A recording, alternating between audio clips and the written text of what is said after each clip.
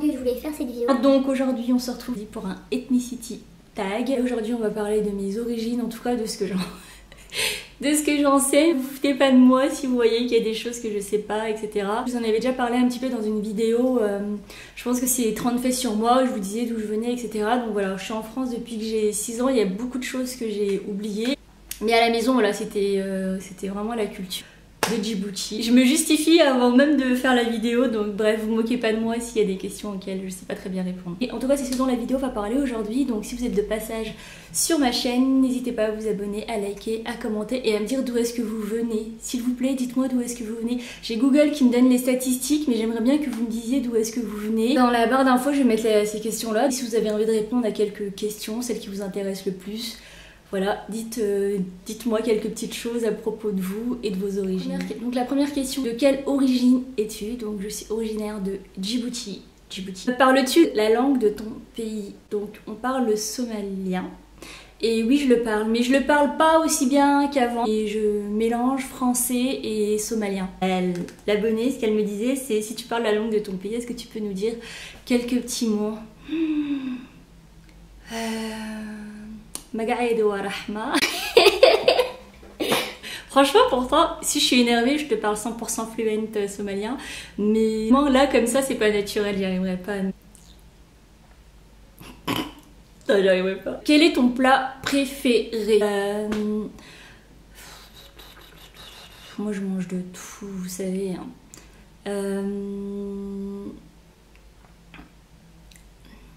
On a un plat genre à base de riz avec une sauce, un ragoût de viande. Une chose que j'aime, c'est le piment de Djibouti. Je sais pas si c'est qu'à Djibouti. Genre on a la poudre de piment, je sais même pas avec quoi c'est fait, des plantes de je sais pas quoi. Et moi je vais découper des oignons, je vais mettre hamar. Je sais même pas c'est comment en français. Des oignons, des échalotes, ça avec du vinaigre, on peut mettre plein de choses dedans, de l'eau, et ça fait un piment qui déchire tout. Donc, quand est-ce que je suis partie pour la dernière fois à Djibouti? Ça date. Je pense que c'était en 2002. Ça date. Hein. Quelles sont les personnes les plus célèbres de Djibouti? Le président. J'ai toujours cru qu'on faisait ça dans les pays africains ou les pays du sud, où on mettait, où on placardait la tête du président, genre chez soi, dans les bureaux. Et quand je suis arrivée au Luxembourg, j'étais choquée. T'arrives et tout dans les, je sais pas, t'es chez un dentiste et tu vas voir la photo du duc, je sais pas, t'es à la poste, bon peut-être pas à la poste, mais bref, dans des endroits où tu l'attends pas, les lieux privés, et tu vas voir sa tête placardée comme ça. Donc. Et du coup à Djibouti, oui, ils le font beaucoup, genre ils placardent la tête du président partout. Quelles sont les stars les plus connues du pays? Nmad Jama, c'est une chanteuse djiboutienne.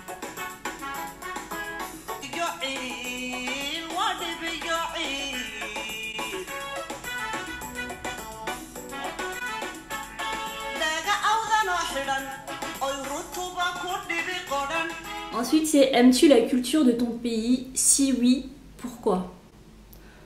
C'est bizarre comme question. Qu'aimeriez-vous changer dans votre pays? Moi, il y a une chose que j'aimerais changer à Djibouti. Je sais pas si c'est pareil en Somalie ou quoi, mais à Djibouti, les gens, genre, ils mangent ce qu'on appelle du kat.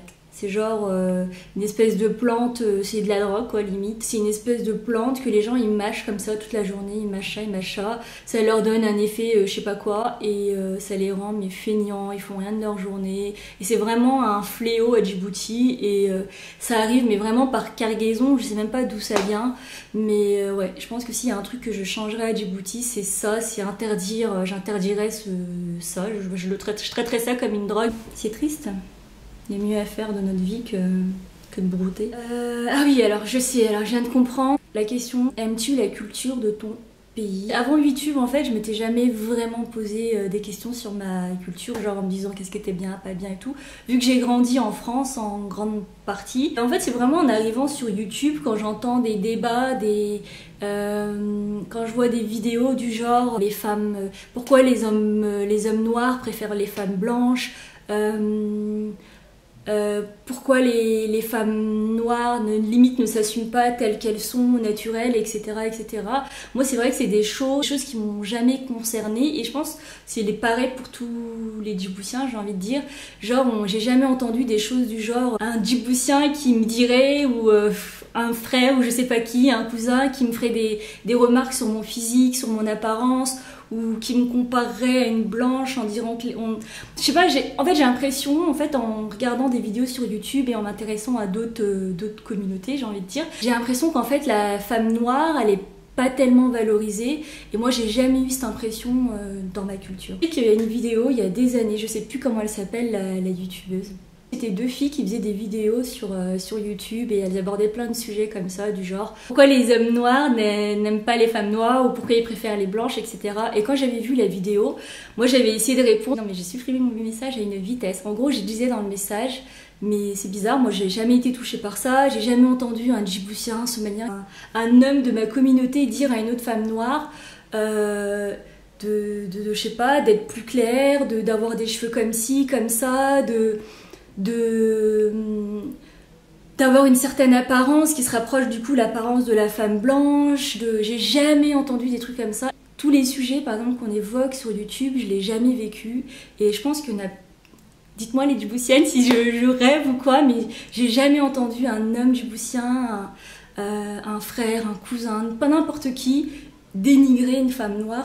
Donc du coup, quand je vois toutes ces vidéos, je trouve ça malheureux, et je trouve ça bien que les gens en parlent et l'évoquent et essaient de trouver des solutions et tout. Mais c'est vrai que c'est des choses, du coup je peux pas m'imaginer, mais c'est vrai que c'est des choses avec lesquelles j'ai pas du tout grandi, j'ai pas grandi comme ça, et je pense que c'est peut-être ce que j'aime le plus dans la culture djiboutienne, c'est ce respect peut-être de l'homme djiboutien envers les femmes. Mais je m'étais jamais posé la question avant en me disant que...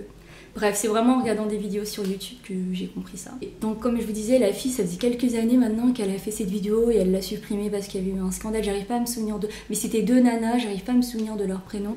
Mais à l'époque, quand j'avais répondu, je dis mais moi j'ai jamais connu ça, c'est pas comme ça à Djibouti, les gens ils sont pas comme ça, ils parlent pas comme ça, t'as personne qui va te dénigrer comme ça, ou même des insinuations, genre comment tu dois être et tout. Et en disant ça, les gens sont venus m'attaquer en mode mais vous c'est peut-être pas les femmes blanches, mais c'est les femmes arabes et tout. C'est les femmes arabes qui jouent le rôle des femmes blanches, alors que c'est pas vrai du tout.